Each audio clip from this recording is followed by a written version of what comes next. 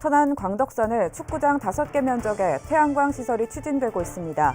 주민들은 청정 지역을 훼손한다며 반대 집회에 나섰습니다.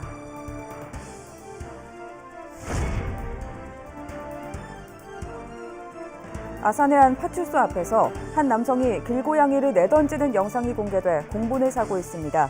경찰은 정식 수사에 나섰습니다.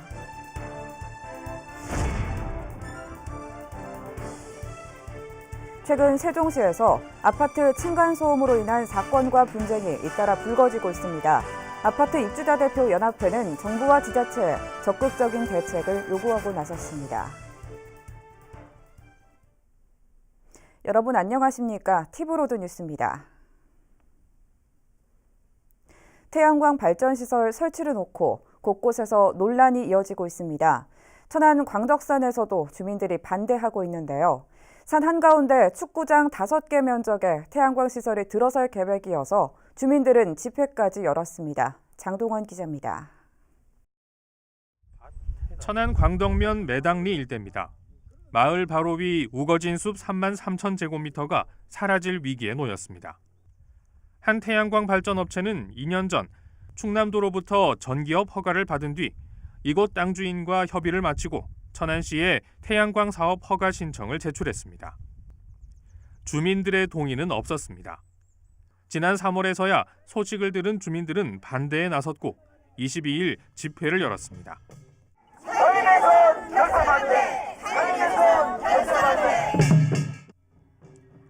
가장 큰 걱정은 산림 훼손입니다.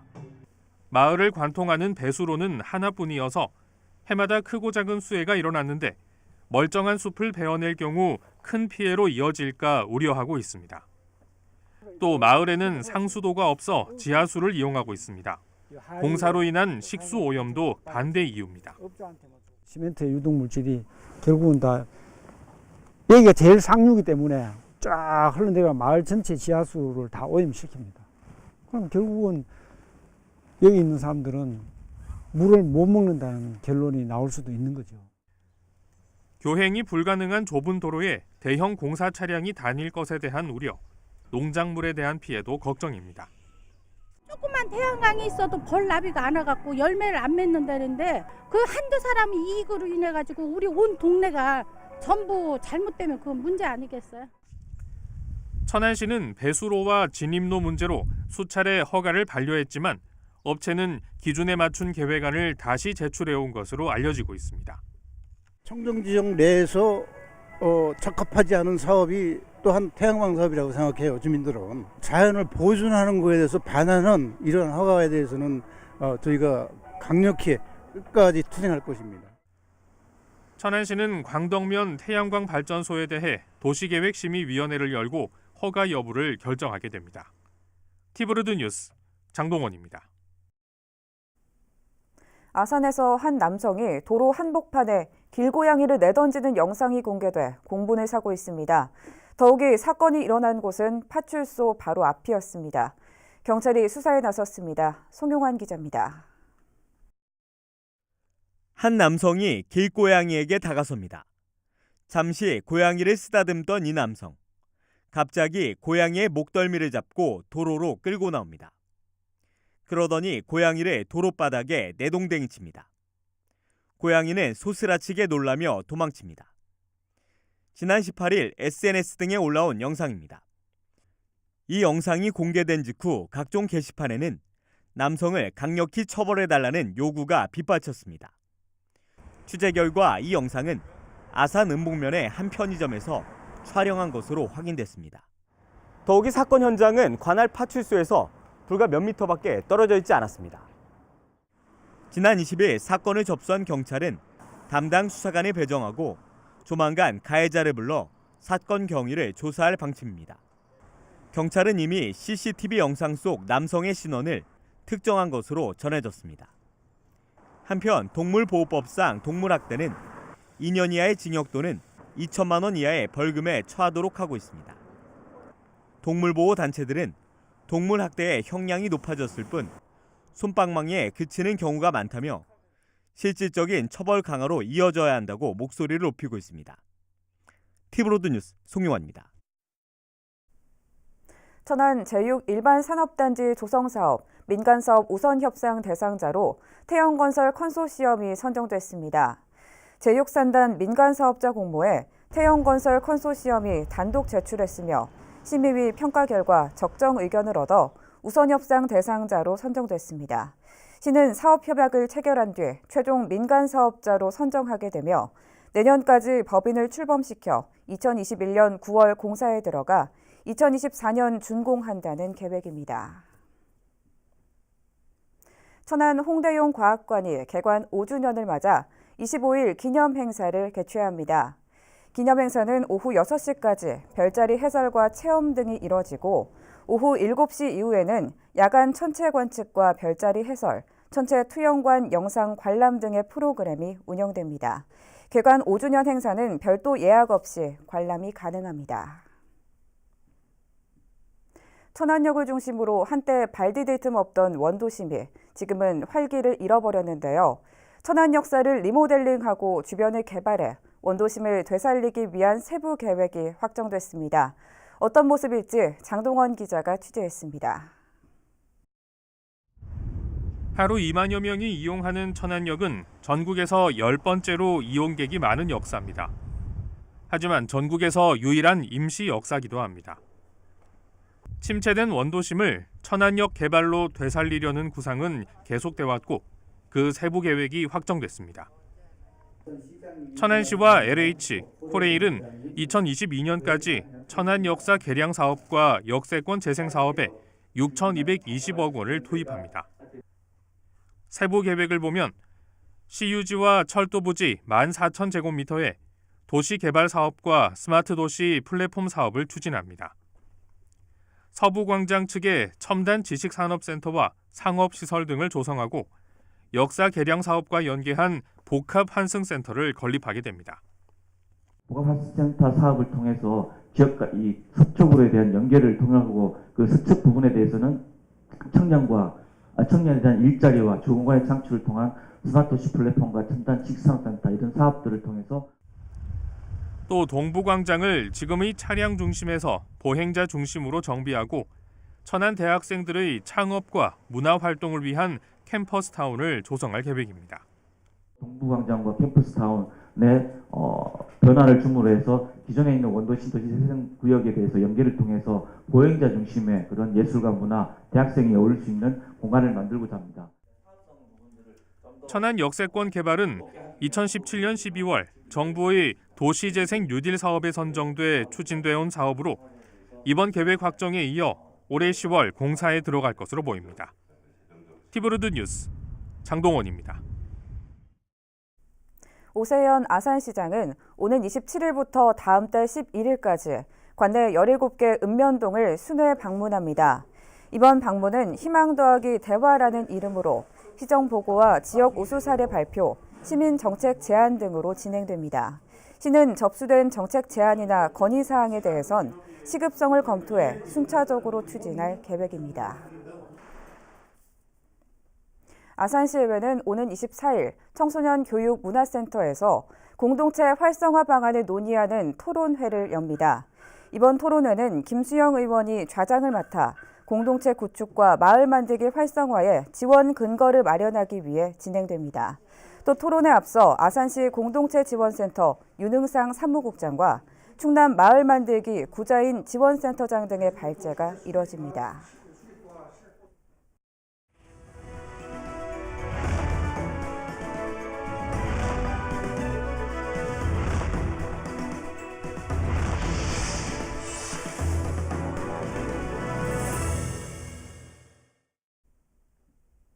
최근 세종시에서 아파트 층간소음 문제로 인한 사건과 분쟁이 잇따라 불거지자 아파트 입주자 대표 연합회가 정부와 지자체에 적극적인 대책 마련을 요구하고 나섰습니다.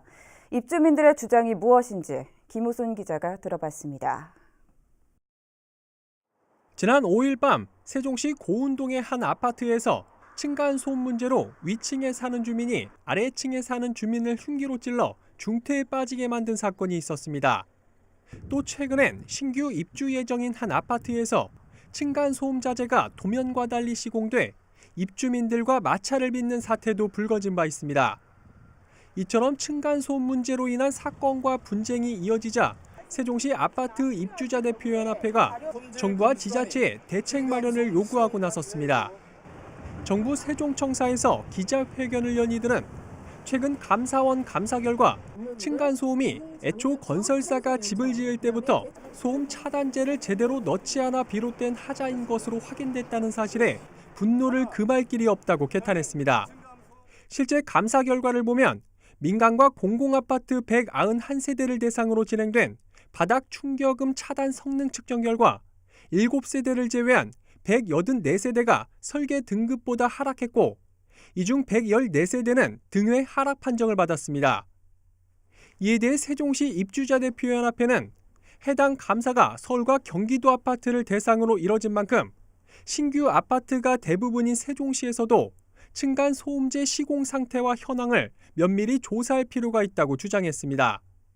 민간 합동으로 층간소음위원회를 설치하여 세종시 아파트 전체 바닥 충격음 조사, 도면 및 실측, 공사일지, 감리 보고서 등을 수집하여 현황 파악 및 분석이 필요하고 현황 파악을 통해 하향 시공된 사실이 밝혀질 경우 건설사가 빼먹은 부당이득은 소비자에게 반환될 수 있도록 관계기관이 적극 나서야 한다고 목소리를 높였습니다.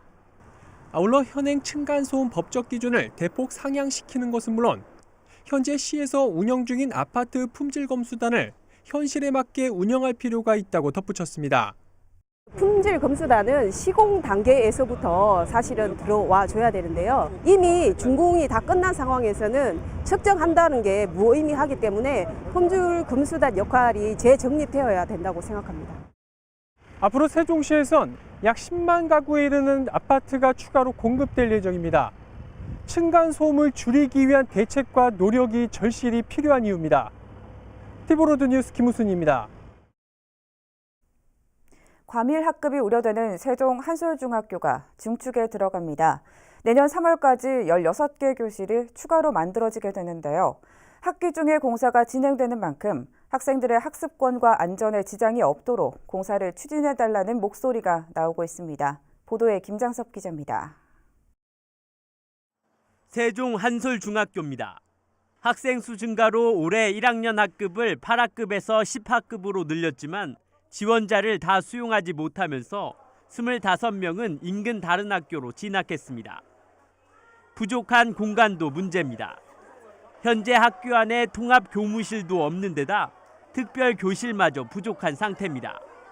과밀 학급이 우려되면서 한솔중학교가 오는 7월부터 증축에 들어갑니다. 4층 규모로 일반 교실 9실과 특별 교실 6실, 그리고 다목적 교실이 들어서게 됩니다. 학급 수가 늘어난 만큼 급식실도 확장됩니다. 아울러 화재에 취약한 드라이비트 외벽을 보강하기 위한 보수 공사도 진행됩니다. 문제는 공사가 학기 중에 진행된다는 점입니다. 공사 소음과 통학로 안전 등 학생들의 학습권과 안전에 영향을 끼칠 수밖에 없습니다. 증축을 해서 학생들이 학습 여건을 개선하고자 하는 것이니까 그래서 공사 기간 내에 그 기간 내에 좀 할 수 있도록 도와줘야 됩니다. 이에 따라 세종시 교육청은 급식실의 경우에는 방학 기간을 활용해 공사를 진행하고 소음 발생이 적은 공법을 적용해 학생들의 수업을 방해하지 않도록 최대한 노력하겠다고 밝혔습니다. 또한 학생들의 안전을 위한 대책도 내놨습니다. 보호 부분 같은 거를 공장에서 제작해가지고 와서 조립하고 데크 플레이트를 설치해서 바닥 같은 거 공사를 하게 되면 소음이 많이 줄 거로 판단되며 공사 중에도 안전 지도 요원의 배치라든가 이런 부분을 철저히 하게 해서 우리 학생의 수업에 지장이 없도록 노력하겠습니다. 세종시 교육청은 내년 3월 새학기에 맞춰 공사를 마무리할 계획이며 현재 26개인 학급을 내년에는 30개, 내후년에는 33개로 차츰 늘릴 예정입니다. 티브로드 뉴스 김장섭입니다. 전월산 국민여가 캠핑장이 7월까지 무료 개장을 연장합니다. 운영기간은 매주 금요일과 토요일이며 예약은 수요일과 목요일 이틀간 세종시설관리공단에 전화로 신청하면 됩니다. 이용 시간은 오후 2시부터 다음 날 오후 1시까지로 11개 면을 이용할 수 있으며 일부 면은 안전공사로 인해 사용이 제한됩니다. 한편 지난 4월부터 무료 개장에 들어간 전월산 캠핑장에는 모두 22개 면을 비롯해 주차장과 화장실, 샤워실 등이 갖춰졌습니다. 행복도시 건설 과정에 민간 전문가의 참여가 확대됩니다. 행복도시건설청은 정례 브리핑을 열고 앞으로 행복도시에 건립되는 공공건축물은 건립 모든 과정에 공공건축가를 참여시키고 소규모 단지 계획 분야에도 공공건축가의 역량을 활용할 계획이라고 밝혔습니다. 공공건축가 제도는 민간 전문가의 참여를 통해 도시 경관과 어울리는 우수한 건축 문화를 만들기 위해 도입된 제도로 해외는 물론 서울과 부산 등 국내 지자체에도 도입이 확대되고 있습니다. 행복청은 사업 초기부터 준공까지 모든 과정에 걸쳐 사업별 담당 공공건축가를 지정해 효율적인 사업 관리를 위한 자문이 이루어질 수 있도록 할 예정입니다. 세종시 농업기술센터가 다음 달 13일부터 매주 목요일마다 8차례에 걸쳐 신규 농업인 영농 기초기술교육을 실시합니다. 이번 교육은 신규 농업인을 비롯해 귀농 귀촌 희망자에게 체계적인 기초 영농 기술 교육과 농업 정보를 제공하기 위해 마련됩니다. 교육은 작물별 기초 재배 기술과 농기계 안전 교육, 현장 견학 등으로 진행되며 세종 시민이라면 누구나 신청할 수 있습니다. 교육 신청 기간은 오는 27일부터 31일까지며 세종시 농업기술센터 홈페이지를 통해 신청하면 됩니다. 세종시 교육청이 편안교복 확산을 위한 공감대 형성을 위해 중고등학생을 대상으로 편안교복 디자인 공모전을 실시합니다. 신청 기간은 오는 27일부터 다음 달 3일까지며 내가 입고 싶은 편한 교복을 주제로 응모하면 됩니다. 교육청은 심사를 거쳐 우수작품 10건을 선정해 시상금을 전달하고 출품작 전시회를 개최할 예정입니다. 참여를 희망하는 학생은 세종시 교육청 누리집에 있는 공고문을 참조해 교복을 디자인하고 교육청 교육복지 담당으로 직접 방문하거나 우편으로 접수하면 됩니다. 이어서 우리 지역 구인 구직 정보를 알려드립니다.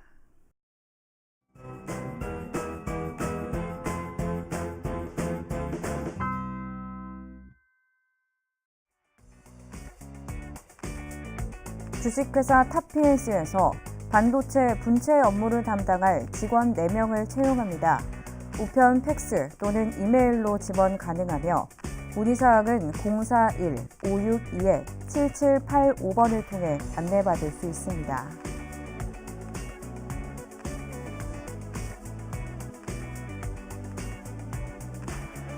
JM 미트에서 육류 가공 업무를 담당할 직원 2명을 채용합니다. 직접 방문 지원 가능하며 문의사항은 041-554-6660번을 통해 안내받을 수 있습니다.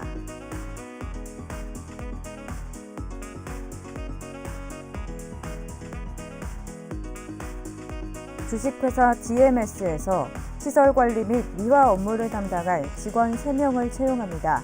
이메일로 지원 가능하며 문의사항은 041-620-9546번을 통해 안내받을 수 있습니다.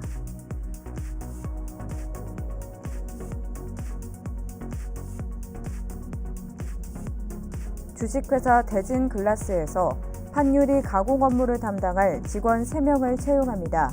직접 방문하거나 이메일로 지원 가능하며 문의사항은 041-620-9537번을 통해 안내받을 수 있습니다. 이상으로 뉴스를 마칩니다. 시청해주신 여러분 고맙습니다.